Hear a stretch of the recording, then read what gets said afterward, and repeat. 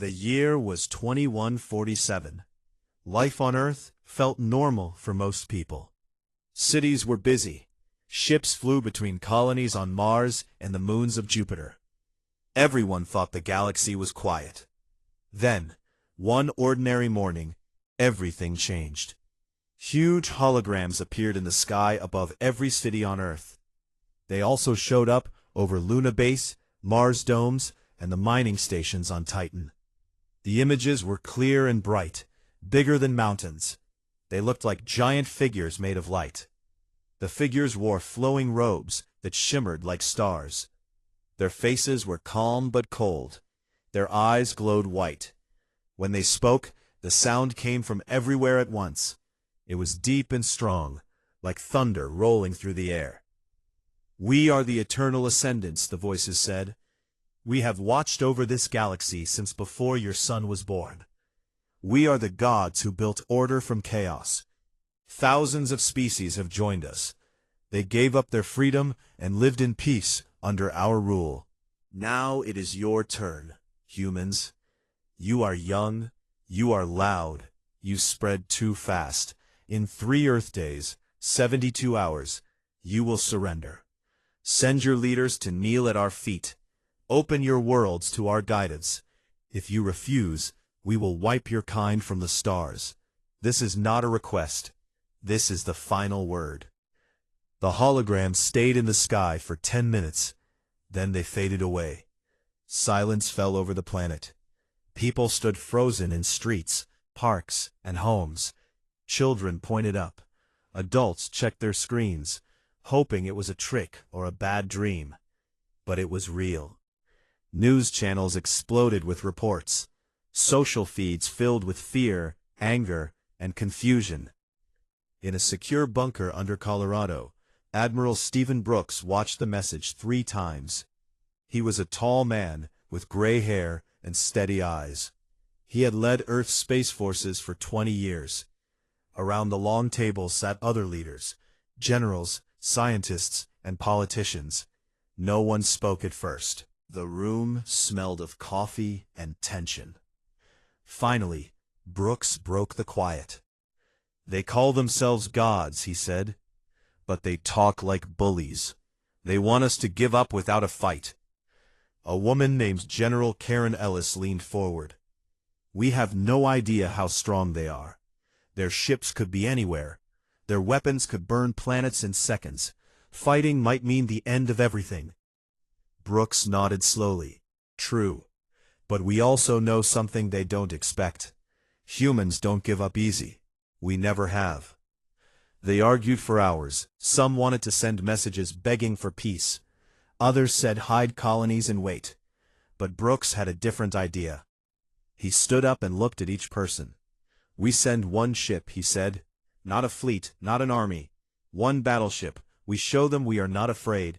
We show them what happens when you push humans too far." The room went quiet again. Then people started to nod. The plan was crazy, but it felt right. By evening, the decision was made. Earth would not kneel. It would answer with defiance. The ship chosen was the USS Vanguard.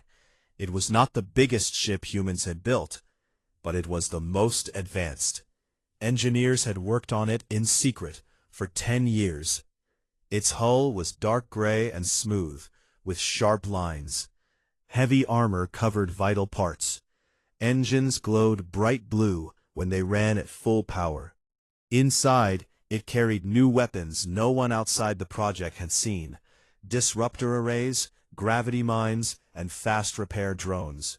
The crew was small, only 400 people, but everyone was a volunteer.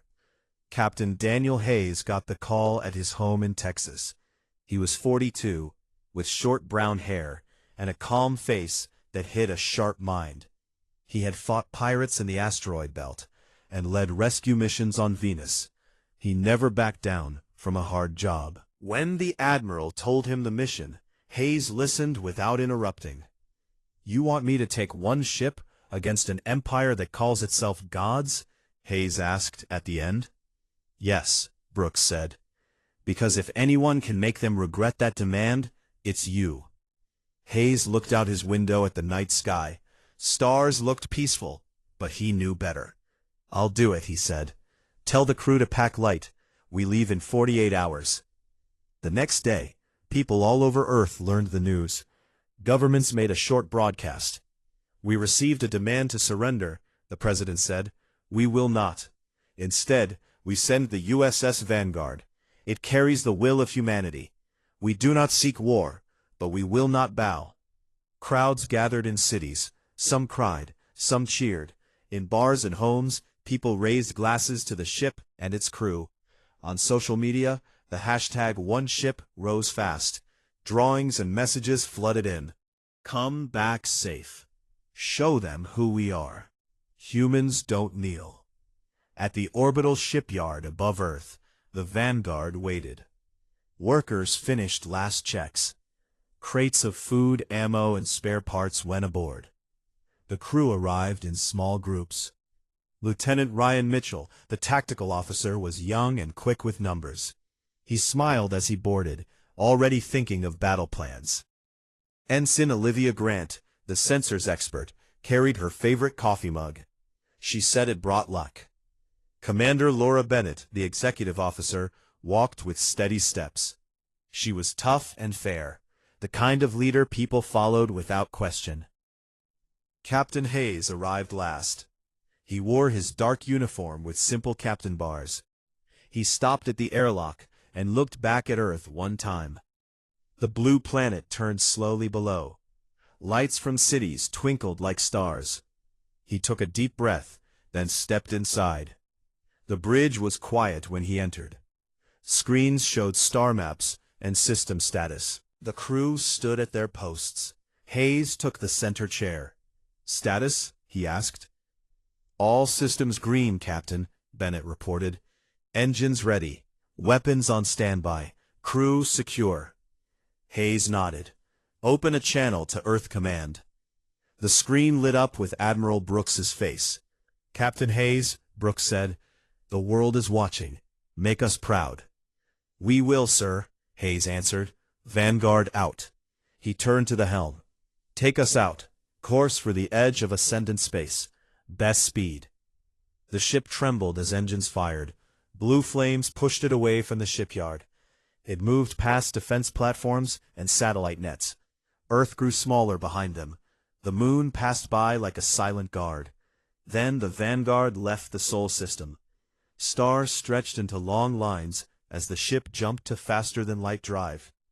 On Earth, millions watched live feeds.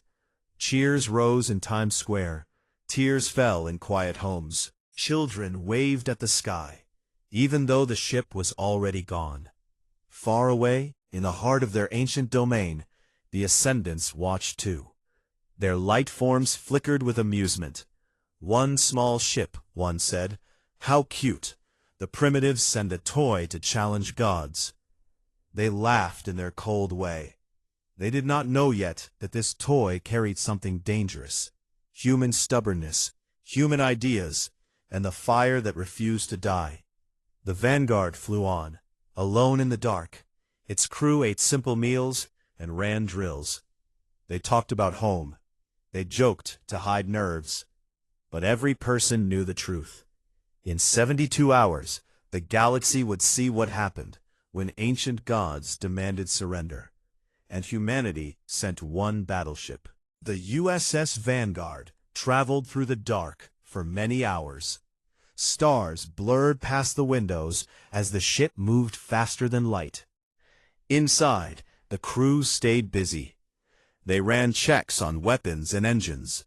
They ate quick meals in the mess hall. They talked in low voices about what waited ahead. Captain Daniel Hayes spent most of his time on the bridge. He sat in the center chair and watched the main screen. It showed maps of unknown space. Red zones marked the territory of the Eternal Ascendants. The ship was getting close. Commander Laura Bennett stood next to him. She was tall, with short black hair. Her eyes were sharp. She always thought 3 steps ahead. "We enter their space in 10 minutes," she said. "Sensors show nothing yet, But that nebula ahead is huge. It hides a lot. Hayes nodded. Keep shields at half power. No need to look for a fight right away. We want to see them first. Lieutenant Ryan Mitchell worked at the tactical station. He was young, with quick fingers on the controls. He liked puzzles, and enemy ships were big puzzles to him. Captain, if their tech is as old as they claim, their patterns might be easy to read. Old systems don't change much. Ensign Olivia Gratt sat at sensors. She wore glasses and kept a small plant on her console for luck. Picking up energy spikes now, she said. Big ones, coming from the center of the nebula. That's their divine citadel. It's massive, like a city made of light and metal. The bridge went quiet. Everyone felt the weight of the moment. Then the ship dropped out of faster-than-light speed. The stars snapped back into place. Ahead stretched a thick purple nebula. Clouds of gas swirled slowly. In the middle, a giant structure floated. It looked like a crown of crystal and gold, miles wide. Towers rose from it. Bright lines of energy moved between them like rivers of light. Before anyone could speak, a voice filled the bridge. It was the same thunder voice from the hologram. Human ship, you dare enter our sacred space. Turn back now. Your single vessel is nothing. Surrender or be erased. Hayes leaned forward. Open a channel, he told the comm officer. The screen flickered. A huge face appeared, one of the ascendants. Its skin looked like flowing marble. Eyes burned white. Human captain, it said. You bring one toy to face the eternal. Explain this insult. Hayes kept his voice calm. We got your message. We thought about it. We decided no. We don't surrender to demands. So here we are. The alien laughed. It sounded like breaking glass. Brave words for insects. Watch then what happens to those who defy gods. The screen went dark. Alarms sounded. Olivia Gratt's hands flew over her controls. Multiple contacts. 20 ships coming out of the nebula. They're surrounding us. Elegant design. Curved hulls. Glowing shields. Energy readings off the charts. Ryan Mitchell grinned a little. They move in perfect formation. Like they rehearsed it 1,000 times. Predictable. Let's not get cocky, Bennett said. Shields to full. Weapons hot but hold fire until my order. The alien ships closed in, like long and slim, with wings of light. Beams of white energy shot toward the vanguard. The human ship shook as shields flared blue. Sparks flew across consoles. Direct hits, Ryan reported. Shields at 80%. No damage yet. Hayes watched the enemy dance. They're testing us. Show them something new. Ryan, ready the disruptor array. Low power first. Target the lead ship. Ryan's fingers moved fast. Array charging. Firing in 3, 2, 1. A strange pulse left the vanguard. It was not a laser or missile. It looked like a ripple in space. When it hit the lead alien ship, the glowing shield flickered. Then it screamed with feedback. The alien hull sparked. Systems overloaded. The ship spun out of control and crashed into a nebula cloud. The other Ascendant ships stopped. For a second they floated still. Then more beams came, angrier this time. They're mad now, Olivia said. Incoming volley. The Vanguard twisted. Its engines roared. It rolled and dove, dodging most beams. One grazed the hull. Armor held, but lights dimmed for a moment. Damage on Deck 4, Bennett reported. Repair teams moving. Hayes stood up. Enough games. Ryan, target their engines with precision shots. Disruptor on medium. Let's cripple 2 more. The tactical officer nodded. Pulses fired again. One alien ship lost power and drifted. Another exploded in a quiet flash. Its own energy turned against it. The Ascendant voice returned. It sounded different now. Less calm. Impossible. Your weapons should not work. You are primitives. Hayes smiled for the first time. Primitives who learn fast. You stopped changing long ago. We never did. The alien ships pulled back a little. They formed a wider circle. Then a new message came. We demand parley. Cease fire. Send your terms. Bennett looked at Hayes. Trap? Maybe, he said. But let's hear them. Open channel. The big face appeared again. Human, your defiance surprises us. Name your price to leave this space. Hayes crossed his arms. No price. We leave when we want. But we have one message for you and your so-called gods. We don't kneel to ghosts. We don't bow to threats. If you want peace, stop acting like owners of the galaxy. If you want war, keep pushing. We'll keep answering. The alien's eyes narrowed. You speak boldly for one who stands alone. One ship, Hayes said. But it's enough, for now. The screen cut off. The alien fleet held position. No more shots came. Silence fell over the bridge. Olivia Grant let out a breath. I see encrypted signals between ships. Some look confused. Ryan leaned back. We hurt them, not just ships, their pride. They thought this would be easy. Bennett walked to Hayes. What now, Captain? We can't stay here forever. They're regrouping. Hayes looked at the nebula. The divine citadel glowed in the distance. We wait a little. Let them think. Then we move closer. Show them we're not running. He sat down again. Helm, ahead slow. Take us toward the citadel. Keep shields up. The Vanguard's engines hummed softly. It moved forward, alone against the ancient fleet. The crew watched the view screen. Stars and gas clouds slid past. The giant structure grew bigger. In the alien ranks, quiet arguments happened. Some ascendants wanted to crush the human ship right away. Others remembered the strange weapon that turned their shields against them. No one had ever fought back like this. On the Vanguard, the crew felt something new. Not just fear, pride. They had faced gods and made them pause. One battleship, one crew, and the fight had just started. The nebula swallowed them slowly. Lights from the citadel painted the hull in gold and purple.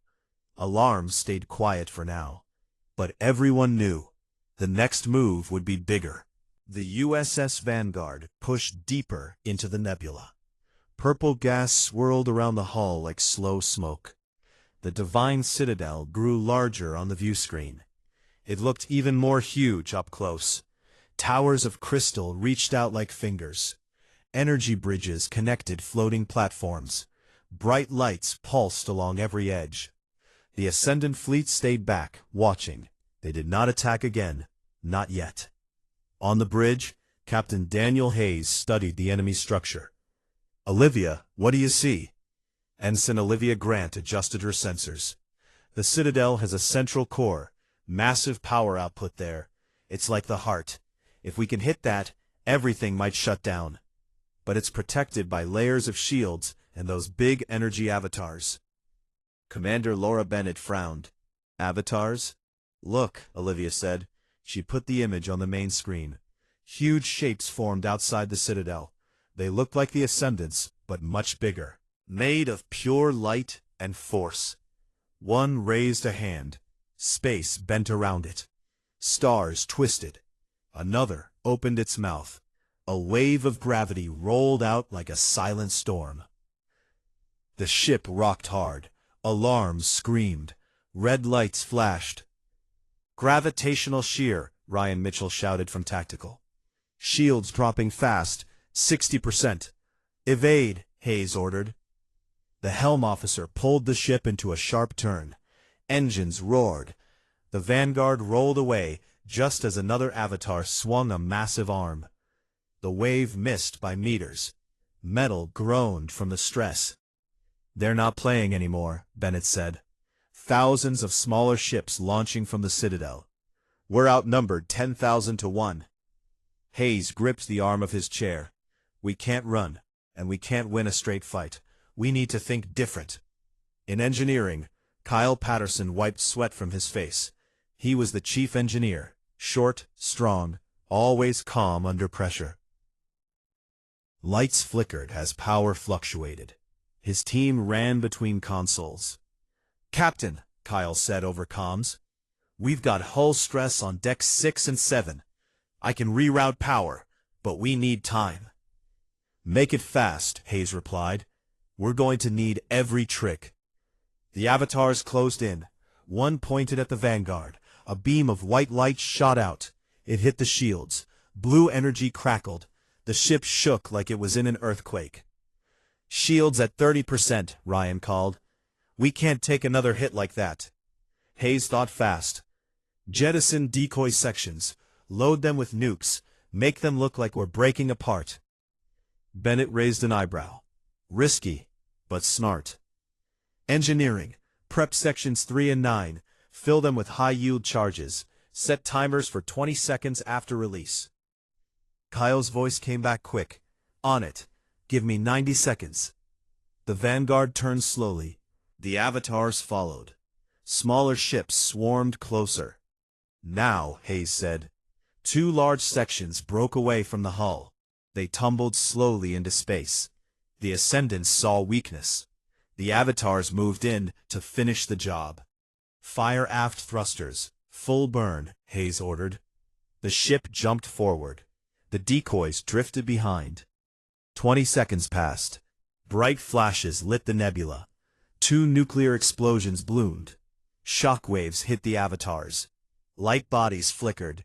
One shattered into pieces of fading energy. The others staggered back. Cheers rose on the bridge. Short, but real. "Good hit," Bennett said, "but they're still coming." Olivia's sensors beeped. "Captain, there's a black hole remnant nearby. Old, small, but strong gravity. If we use it right." Hayes smiled. "Slingshot. Ryan, plot the course. Get us close enough to whip around it. Use the gravity to boost our speed and power the disruptor array." Ryan's hands flew. "It'll be tight. We could get pulled in if we miss by even a little." "Do it," Hayes said. The Vanguard accelerated. It flew straight toward the dark spot in space. The avatars chased. Beams lashed out. One grazed the engines. Sparks flew. Lights dimmed. "Damage to port nacelle," Kyle reported. "Holding for now." The black hole grew on the screen. It was small, no bigger than a moon, but its pull was strong. The ship started to shake. Warning sirens wailed. "Gravity increasing," the helm officer said. "We're committed." The Vanguard curved. It skimmed the edge of the event horizon. Time stretched. Stars bent. The ship groaned.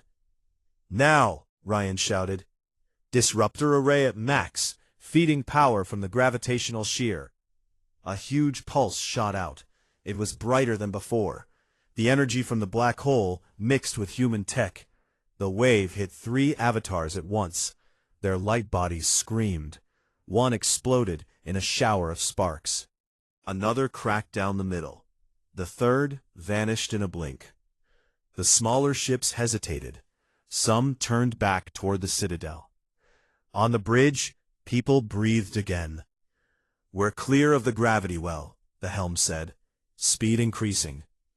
Hayes stood. "Status?"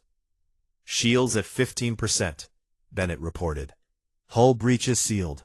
Engines damaged, but functional. Crew reports minor injuries only." Kyle's voice came over comms. "Captain, I can give you one more big push from the engines. After that, we limp." "Good enough," Hayes said. "Olivia, find the weak point on the Citadel core." "Scanning," she said. Moments later, "There. A conduit line on the lower side. Thin shielding. If we hit it with everything, it might overload the whole thing." Hayes looked at his crew. They were tired, faces pale, but eyes bright. No one asked to turn back. "Helm, set course for that conduit. Ryan, ready all weapons. Disruptor first, then torpedoes. Full spread." The Vanguard turned again. It flew straight at the Citadel. The remaining avatars moved to block, but they moved slower now. Doubt had entered their perfect formation. "They're afraid," Olivia whispered. "I see power fluctuations.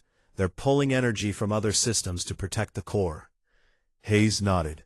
They never had to fight like this before. They ruled by fear. Now fear is on their side. The ship closed distance. Beams came again. Shields flared and died. Hull plates glowed red. "Shields down," Ryan yelled. "Keep going," Hayes said quietly. The Vanguard flew between two avatars. One reached out. Its hand closed around empty space. The ship rolled at the last second. "Range," Ryan called. "Fire." The disruptor array lit up. The pulse struck the conduit. Metal and crystal shattered. A chain reaction started. Lights on the Citadel blinked out, section by section. Torpedoes followed. Bright explosions bloomed along the lower side. The Citadel shook. Towers cracked. Energy bridges snapped like strings. The avatars flickered. One by one they faded. A voice filled space again. This time it sounded weak. "Stop. You cannot destroy eternity." Hayes answered, "We're not destroying eternity. We're ending your game." The core of the Citadel glowed bright. Too bright. Then it collapsed inward. A silent implosion. Waves of light rolled out. The nebula lit up like day. The Vanguard pulled away. Pieces of the Citadel drifted past like broken toys. On the bridge, no one cheered loud. They just looked at each other. Smiles, nods, quiet pride. "Damage report," Hayes said. Bennett read the list. "Engines at 30%. Life support stable. We can make it home." "Barely." Hayes sat back. "Then let's go home." The ship turned slowly. The nebula parted in front of them. Stars waited beyond. Behind, the Ascendant fleet scattered. Some ships jumped away. Others floated dead in space. The gods had fallen, not because humanity was stronger in numbers, not because of bigger guns, but because one battleship carried something the ancients had forgotten long ago: the will to keep fighting, to change, to surprise. The USS Vanguard drifted slowly away from the broken Citadel. Pieces of crystal and metal floated past the windows like dead leaves. The nebula still glowed with fading light. The ship was hurt. Engines hummed weak. Hull plates were cracked in places. Lights flickered on some decks. But it still moved. That was enough. Captain Daniel Hayes stood on the bridge. His uniform was dirty from running between stations. He looked tired, but his eyes stayed sharp. "Damage report," he said quietly. Commander Laura Bennett read from her tablet. "Engines at 28%. Weapons offline except for 2 forward tubes. Life support holding. We have 23 injured, none critical. We can jump to faster than light, but only once. After that, we coast." Hayes nodded. "Not yet. We stay a little longer."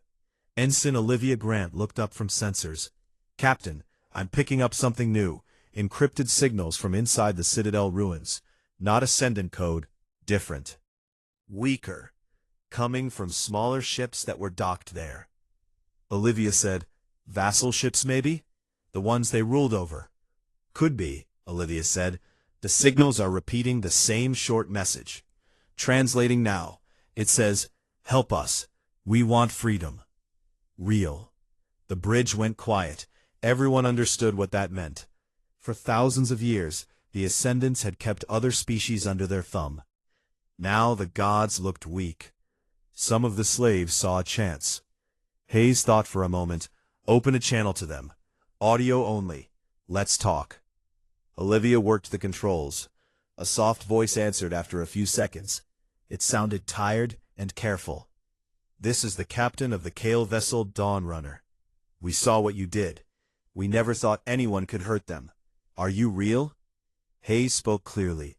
"This is Captain Daniel Hayes of the USS Vanguard.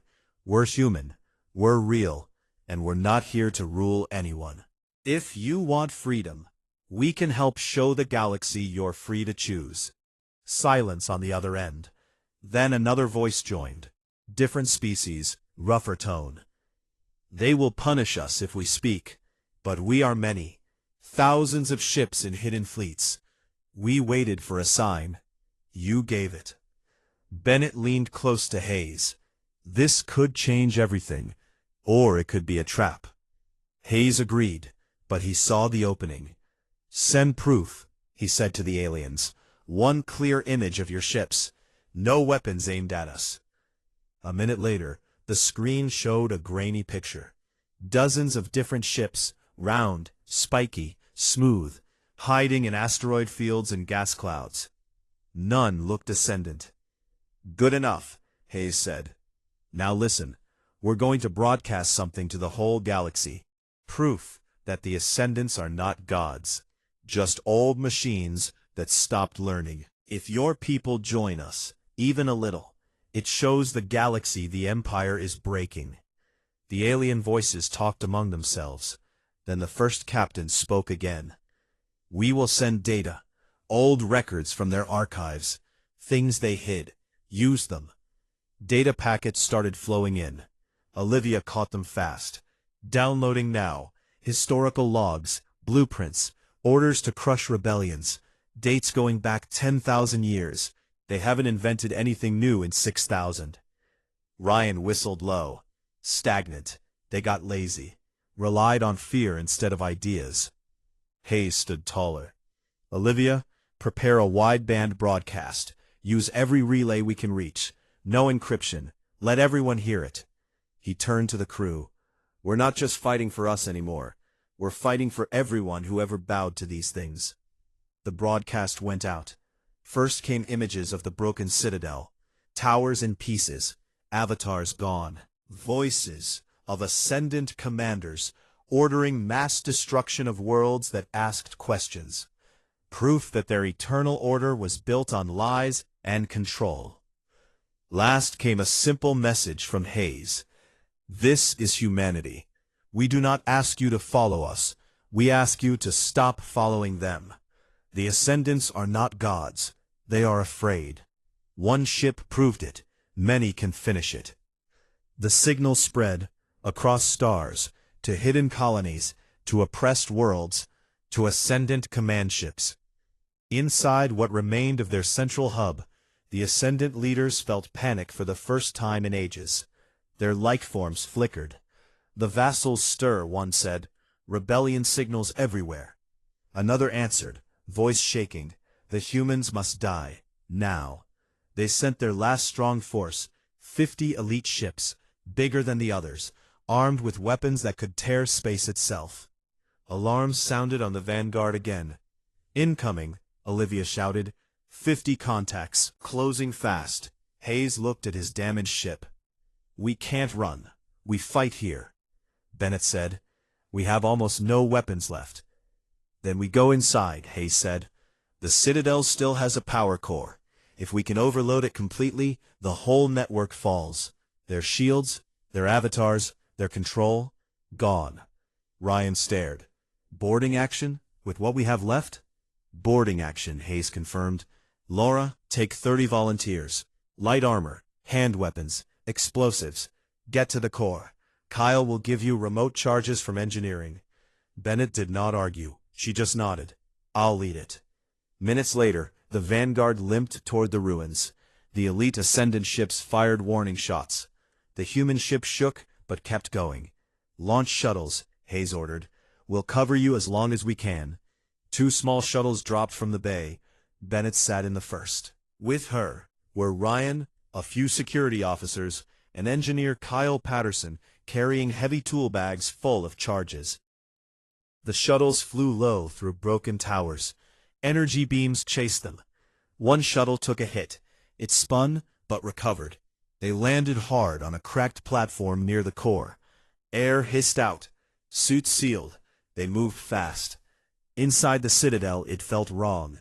Halls of light now dark. Walls pulsed weak. Biomechanical guards, half machine, half living, attacked. They had long limbs and glowing eyes. Bennett fired her rifle. Sparks flew. Ryan covered her side. Kyle planted the first charge on a power relay. Faster, Bennett said. They're coming. More guards appeared. The team fought room to room. Sweat ran inside suits. Ammo ran low. Back on the Vanguard, Hayes watched the feed from body cams. "Hold them off," he whispered. The Ascendant leaders tried one last trick. They pulled Hayes into a virtual space. His mind suddenly stood in a white void. The lead Ascendant appeared, huge, angry. "You cannot win," it said. "We are eternal. You are nothing." Hayes felt pressure on his mind. Images of Earth burning, friends dying, hopelessness pushed in. But he remembered faces on the bridge, Laura's steady look, Ryan's quick grin, Olivia's calm voice. People back home, watching. He pushed back. "You're wrong," he said. "We don't need to be eternal. We just need to keep going, one day at a time, one fight at a time. That's enough." The pressure cracked.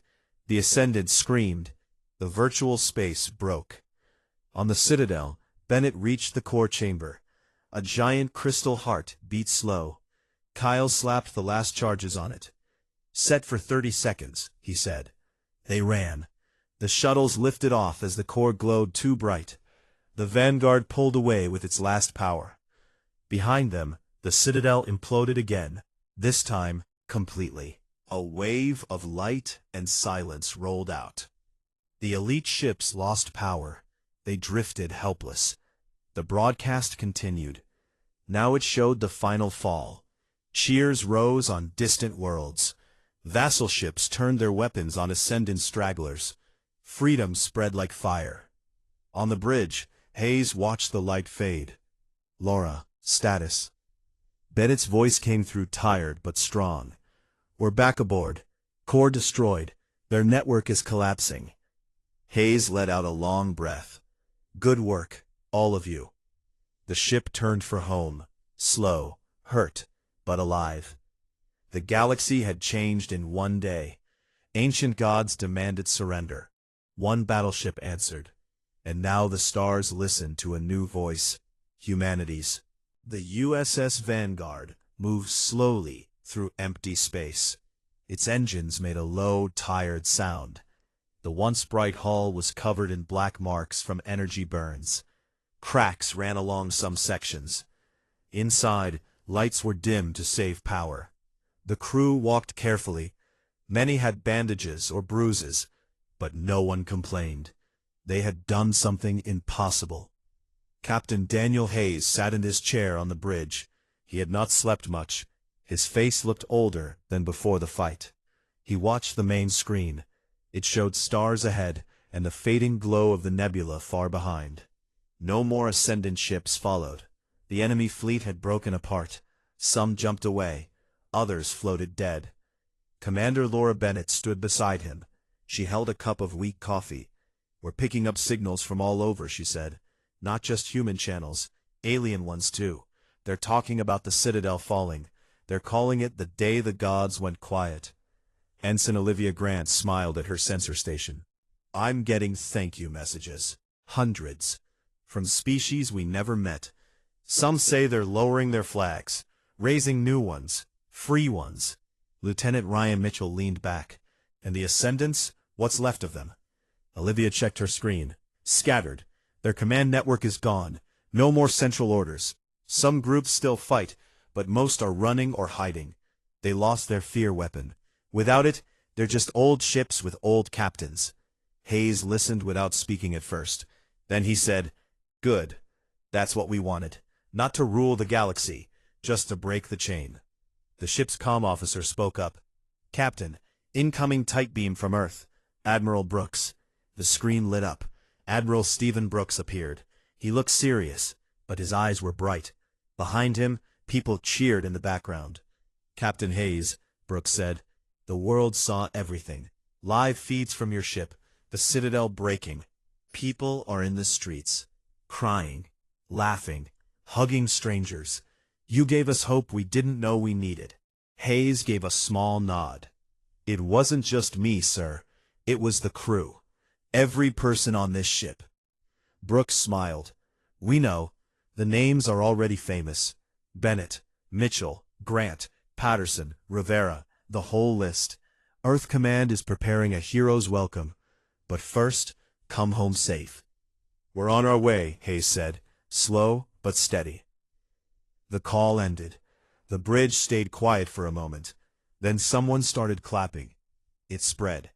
Even Hayes joined in, soft and tired. In engineering, Kyle Patterson sat on the floor next to a panel. His hands were black with grease. He looked up as medic Natalie Rivera walked in with a water bottle. "You okay?" she asked. Kyle wiped his face.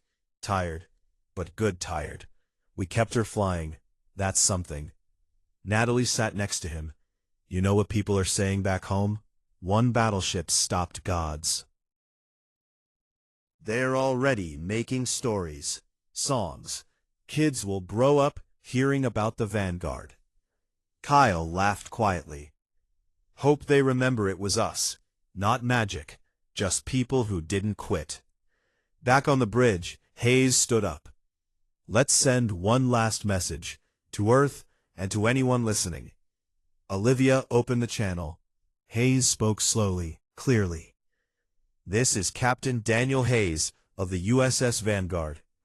We left Sol System to answer a demand. Ancient beings said surrender or die. We said no. We fought. We hurt. We lost pieces of our ship, but we did not lose ourselves. The Ascendants are broken. Their empire cracks. Many species rise today because of it. We did not do this to be heroes. We did it because humans do not kneel when pushed. We stand. We think. We build. We keep going. If you hear this, whatever world you're on, know this: freedom is not given, it is taken back. Step by step, ship by ship. Thank you for believing in us. We're coming home." The message went out wide. No fancy effects, just words, simple, true. Hours turned to days. The Vanguard limped toward friendly space. Repair drones worked outside the hull. Crew members slept in shifts. They shared stories in the mess hall. Jokes about the avatars looking surprised. Memories of home. Plans for what came next. One evening, ship time, Hayes walked the corridors alone. He stopped at a small window. Stars moved past slow. He thought about the faces he almost lost, the decisions that could have ended everything. He felt heavy, but also light, like something big had lifted. Bennett found him there. "You should rest, Captain." "I will," he said. "Soon." She stood next to him. "What happens now?" Hayes looked at the stars. "We fix the ship. We help the ones who want help. We explore again. The galaxy is bigger without chains. We'll see what's out there. Together." Sounds like a plan. The Vanguard reached Sol System at last. Earth appeared on the screen, blue and green and beautiful. Ships came out to meet them. Not warships, civilian vessels, freighters, passenger liners. They flew alongside. People waved from windows. Lights flashed happy codes. Orbital stations sent tugs to pull the Vanguard into dry dock. The battered ship slid into place. Cranes and arms locked on. Cheers echoed over open channels. When the airlock opened, a crowd waited. Families, friends, reporters, leaders. Admiral Brooks stepped forward first. He shook Hayes's hand. Strong, long. "Welcome home," Brooks said. Hayes looked at his crew behind him. They stood straight, tired but proud. "We brought everyone back," he said. News feeds showed the moment live, across Earth, across colonies, across new allied worlds. People watched. Some cried. Some saluted. Children pointed at the screen and said, "That's our ship." Days later, the Vanguard sat in repair bays. Workers swarmed over it. New plates went on. Engines got rebuilt. Inside, the crew got medals. Simple ones. No big ceremony, just quiet thanks. Hayes stood on a platform with his people. Brooks spoke to the crowd. "This one battleship showed the galaxy who we are," Brooks said. "Not conquerors, not gods, just humans. Stubborn, smart, brave. Because of them the stars are open again, not ruled, shared. The crowd cheered loud. After Hayes walked with Bennett along the dock, the ship looked almost new already. "Ready for the next trip?" she asked. Hayes looked up at the Vanguard. "When she's ready, and when the crew is ready. But yes, there's more out there." They stood quiet. Stars waited beyond the station windows. Far away, on distant worlds, new flags rose, old chains fell, stories spread, the story of one battleship.